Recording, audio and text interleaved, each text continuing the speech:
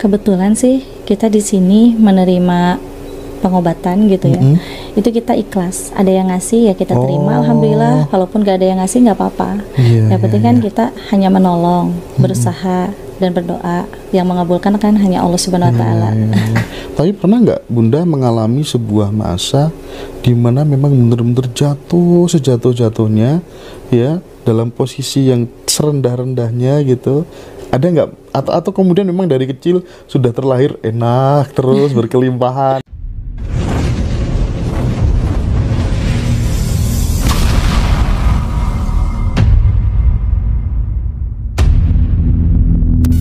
Iya Bunda, terkait dengan kitab Suluk Linglung Kanjeng Sunan Kalijaga, itu kalau kemudian diperas dan teman-teman ingin mengerti esensinya, itu sebenarnya apa Bunda? Kalau itu tentang perjalanan kemarifatan seorang waliullah yang memang marifatnya itu beda dengan yang lain. Bisa dikatakan yang tidak terlihat oleh lahiriah, tetapi hanya Allah yang menilainya. Ya. Itu dalam kondisi katanya Kanjeng Sunan lagi bingung ya Bunda ya, atau gimana itu? Pas lagi bingung, pas beliau itu masih belum mendapatkan gelar wali. Jadi pada saat beliau masih menjadi pengawal raja ya, dan masih menjadi berandal, tetapi keberandalannya itu malah membuahkan kebaikan untuk orang-orang yang membutuhkan. Nah, kan banyak nih orang beragama bilang bahwa Tuhan itu maha besar gitu kan.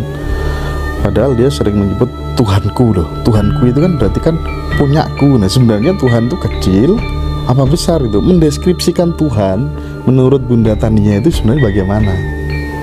Kalau untuk masalah Tuhan itu esa hanya satu ya. Dan semua orang yang mengaku punya Tuhan harus dilihat dulu dari akhlak baiknya. Apakah sudah benar? Harus dilihat dulu dari keimanannya, apa sudah meningkatkan. Dan kita harus kembali lagi kepada sifatnya. Apakah sudah mempunyai sifat sabar dan ikhlas? Kalau misalkan orang yang sudah mempunyai poin-poin tersebut, itu pasti Allah akan selalu mendampingi dan akan selalu melindunginya. Tapi kalau misalkan al-haknya aja masih jelek gitu kan, terus masih suka gibah, itu jelas jauh dari Allah. Berarti lagi-lagi parameternya seseorang dekat sama Tuhan itu adalah perilaku sehari-hari ya Bun? Betul. Bukan seberapa sering puasa. Karena kan ibadah itu tidak menjamin kita bisa masuk surga juga. Jadi nomor satu yang bisa menjamin kita supaya bisa masuk surga, dan jangan jauh-jauh kita masuk ke surga dan neraka ya. Kita ngomong dulu tentang masalah musyahadah aja. Di dalam musyahadah pun juga kita harus bisa benar-benar mempunyai akhlak yang baik, mempunyai poin sifat sabar, sifatnya sabar, tawakal dan ikhlas. Nah di situ pun juga kita harus bisa mengosongkan hati dan pikiran kita dari hal-hal kejelekan. Barulah itu bisa menjadi sosok orang yang dilindungi oleh Allah Subhanahu Wa Taala. Supaya kemudian tidak menjadi saksi yang palsu. Karena ketika kita sudah bersyahadat ini, kita masih belum tahu juga nih, yang mana ini. Yang namanya saksi itu kan harus bisa melihat, dinyatakan gitu. Bunda supaya bisa menjadi saksi yang asli, tidak yang palsu, itu apa yang harus dilakukan? Menyaksikan Tuhan dan Rasulullah. Kalau untuk masalah saksi yang asli dan yang palsu kan kita harus bisa membedakan ya, mana yang benar dan mana yang tidak. Hanya keimanan lah yang bisa menjawab. Oke. Karena kan di dalam Quran surat juga ada ya hal yang harus kita ucapkan dan ada juga yang tidak boleh. Kenapa? Dirahasiakan, takut nanti menjadi seuzon orang lain. Ya makanya di dalam Quran surat Al-Ghafir 76 itu memang kita alangkah lebih baiknya memang tidak usah mengungkap yang memang terlalu jauh gitu. Kalau Bunda ini kan apa tuh namanya, biasanya kita kalau misalnya ada orang meninggal gitu pun kan mesti 1 hari ada ngaji, 3 hari ngaji, 7 hari ngaji gitu ya, dan seterusnya. Itu sebenarnya untuk apa Bunda? Untuk menghibur keluarganya yang susahan, atau kemudian memang doa-doa yang dikirimkan kepada orang yang sudah meninggal itu nyampe? Kalau nyampe, caranya menerima itu bagaimana Bun? Kalau untuk masalah tahlil itu memang sudah ada dari sananya ya. Jadi Nabi Muhammad SAW pun juga tahlil itu memang disunahkan supaya kita bisa mendoakan orang yang sudah meninggal. Dan supaya orang yang ditinggali oleh orang yang sudah meninggal itu bisa terhibur dan juga bisa merasakan kasih sayang dari orang-orang yang datang ikut berbelasungkawa. Nah yang utamanya itu doa supaya dikirim kepada yang sudah meninggal agar bisa meringankan beban yang dia terima di alam barza. Iya. Oh iya. Berarti doa itu nyampe ya Bunda ya? Insya Allah kalau untuk masalah doa itu pasti nyampe. Kalau yang doakan beda agama bagaimana Bun? Kalau untuk masalah agama kan itu tergantung keyakinan juga. Dan gitu Allah ya. pun juga menilai bukan hanya karena beda agamanya, tetapi Allah menilai itu ke dalam hatinya. Iya. Nah ini ada satu pertanyaan dari teman-teman. Kisi-kisi kenapa sih kemudian pembunuhan kasus Subang itu sulit diungkap dan tidak segera diflorkan gitu? Bunda melihat apa dari situ? Karena memang ada permainan di dalamnya. Harusnya ini sangat mudah untuk diungkap, tapi karena memang ada permainan yang di dalam supaya ditutup gitu kan, tidak terungkap, ya seperti inilah jadinya terombang-ambing. Tapi Bunda melihat nggak akan segera terungkap semuanya? Kalau untuk terungkap, insya Allah terungkap ya. Tetapi nanti dari antara 5 yang menjadi pelaku itu hanya 1 orang yang terungkap, dan yang lainnya dijadikan kambing hitam. Waduh, gitu ya. Konspirasi luar biasa dong Bunda ya. Iya. Oke, di salah satu kontennya Bunda pernah membahas tentang Telaga Ainul Hayat. Mohon dijelaskan Bunda. Jadi Telaga Ainul Hayat itu adalah air keabadian yang pernah diminum oleh Nabi Khidir alaihissalam dan juga Dajjal. Banyak para jin muslim dan jin kafir yang ingin menemukan Telaga Ainul Hayat, tetapi tidak bisa ditemukan karena harus mempunyai dulu hati yang bersih dan juga keikhlasan, kepasrahan kita kepada Allah Subhanahu wa taala. Banyak juga sampai raja-raja terdahulu pernah mencari, hanya 1 orang yang pernah melihat, yaitu Raja Dzulkarnain. Kenapa Raja Dzulkarnain bisa melihat? Karena memang Raja Dzulkarnain mempunyai kepasrahan dan keikhlasan yang luar biasa. Tapi untuk letaknya Raja Dzulkarnain tidak dikasih tahu dan sangat sulit ditemui karena yang menjaga Telaga Ainul Hayat itu adalah Nabi Khidir alaihissalam. Seperti itu lihat-lihat, mohon maaf, diamannya Bunda tuh dipenuhi dengan warna-warna keemasan gitu. Nah, beberapa kali juga saya masuk ke rumahnya orang-orang tertentu itu dipenuhi warna-warna kayak gitu.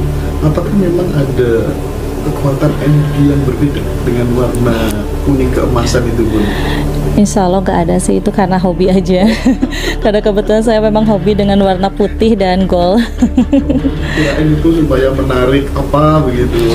Memang kalau untuk masalah warna memang selalu mengandung arti gitu ya. Tetapi saya nggak terlalu melihat ke sana gitu. Cuman saya mengikuti hobi saya aja karena saya hobinya warna ini gitu. Akhirnya saya aplikasikan kepada warna rumah gitu. Iya.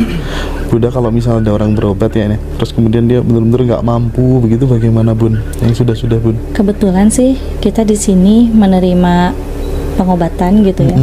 Itu kita ikhlas, ada yang ngasih ya kita terima, alhamdulillah. Kalaupun gak ada yang ngasih nggak apa-apa. Yang penting kan kita hanya menolong, berusaha dan berdoa. Yang mengabulkan kan hanya Allah Subhanahu wa taala. Tapi pernah nggak Bunda mengalami sebuah masa di mana memang benar-benar jatuh sejatuh-jatuhnya ya, dalam posisi yang serendah-rendahnya gitu? Ada nggak? Atau kemudian memang dari kecil sudah terlahir enak terus berkelimpahan gitu, gimana Bu? Kebetulan saya memang dari kecil sampai sebelum menikah ya. Bahkan setelah menikah 2 tahun pun juga kita diuji dalam hal rezeki sampai kelaparan, nggak punya tempat tinggal gitu. Dan dengan izin Allah, alhamdulillah saya dan suami sama-sama berdoa gitu kan, waktu itu ngejar hakikat kepada Allah, sababiah terserah Gusti Allah mau memberikan seperti apa gitu kan. Alhamdulillah atas izin Allah ya kita bisa sampai ke titik sekarang.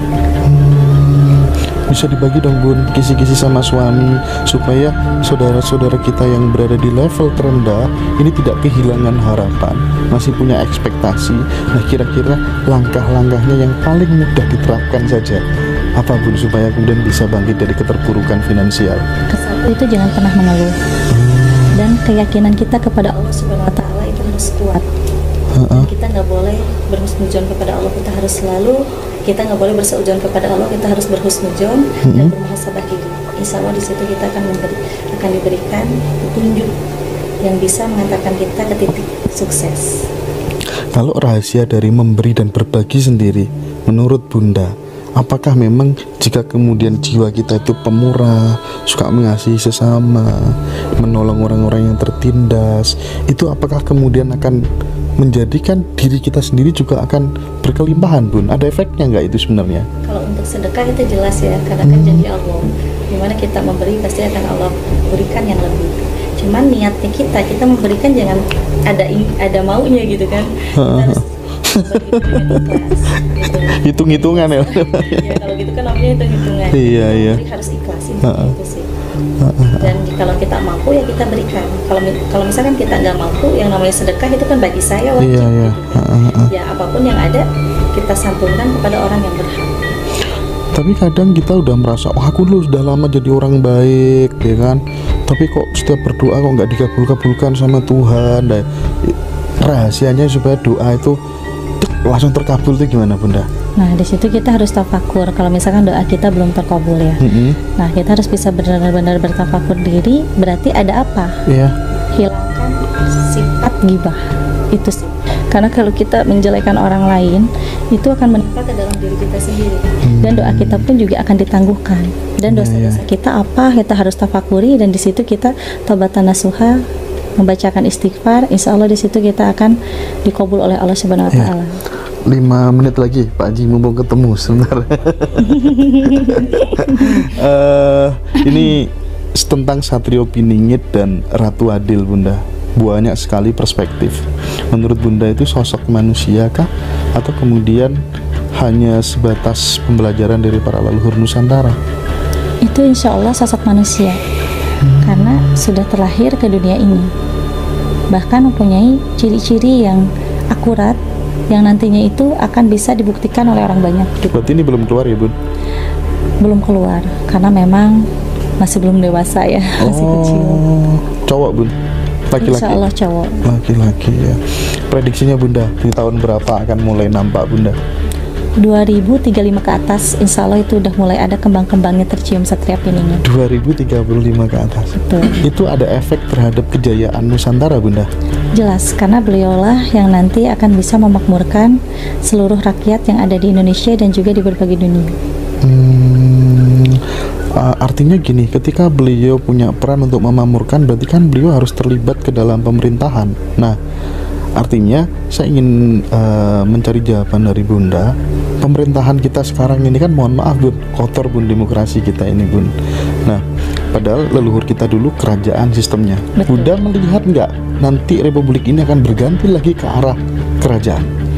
Itu jelas, karena sudah tertulis di dalam Ugo Wangsit Siliwangi dan juga sudah tertulis di dalam kitab Salamatakala bahwa nanti saat hadir Satria Piningit memimpin negara ini, itu akan kembali kejayaannya ke masa kerajaan dulu, kerajaan Sunda. Dan di situ ada peran Satrio Piningit itu ya, Iya, Bunda ya. beliaulah yang akan bisa memakmurkan segalanya. Oke, Bun, pesan-pesan terakhir untuk teman-teman kita yang sering bertikai soal, mohon maaf, kalau beda agama itu, Bun, ya kan, itu sekarang menjadi sumber perpecahan. Toleransi aja memaknainya adalah agamaku, terus kita oke lah menjalankan agama masing-masing, tapi agamaku yang paling benar sendiri loh. Rata-rata begitu, Bunda. Pesan-pesannya Bunda apa supaya tidak menimbulkan polemik gitu? Jadi sebenarnya agama itu tidak usah diperdebatkan kan, karena kembali kepada diri kita masing-masing. Yang penting keyakinan kita teguh kepada Sang Maha Pencipta. Insya Allah di situ kita akan damai, aman, tanpa adanya perpecahan umat. Dan di situ pun juga kita harus bisa bijak dalam menyikapi segala hal. Dan mohon maaf sebelumnya, saya juga belum makrifat gitu ya, Pak ya.